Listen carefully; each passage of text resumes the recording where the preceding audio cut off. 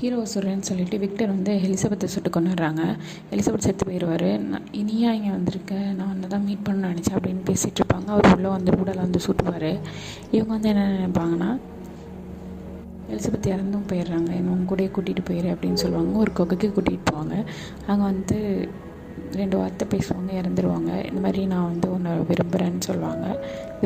இன்டெரக்டாக சொல்லுவாங்க, இறந்துருவாங்க. விக்டர் பின்னாடியே வந்து அவங்கள போட்டதில் பார்ப்பார் ஹீரோவை.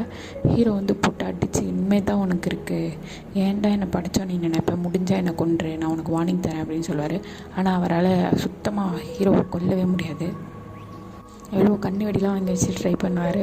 அதனால அவரை கொல்லவே முடியாது. கடைக்காரன் கொடுக்க கேட்பேன், உனக்கு இருக்குது இத்தனை வெடி அப்படின்னதுக்கு கொடுங்க, எனக்கு வேணும் அப்படின்னு சொன்னார்.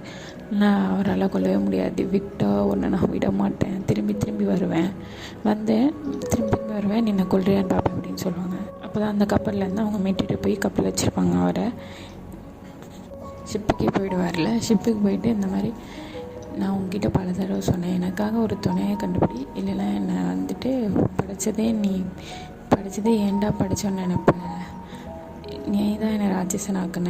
ஆனால் அவர் ரொம்ப கைண்ட் ஹார்ட்டடாக தான் இருப்பார். ஹீரோ தான் எல்லாத்துக்குமே காரணமாக இருப்பார். அதாவது விக்டர் தான் எல்லாத்துக்குமே காரணமாக இருப்பாங்க. யாரும் இது வரைக்கும் கொண்டிருக்க மாட்டாங்க. ஹீரோவும் அவராகவே இறந்து போயிடுவார். ஹீரோவை இறந்துடுவாங்க. இறந்தும்போது தான் சில வார்த்தைகள் பேசுவாங்க, என்னை மன்னிச்சிரு மகனே அப்படின்னு. இவங்களும் அப்பான்னு சொல்லிட்டு பேசுவார். அதனால் 2 பேத்துக்குள்ளே ஒரு நல்ல பாண்டிங் வந்துடும். அவர் இறந்து போயிடுவார் விக்டர்.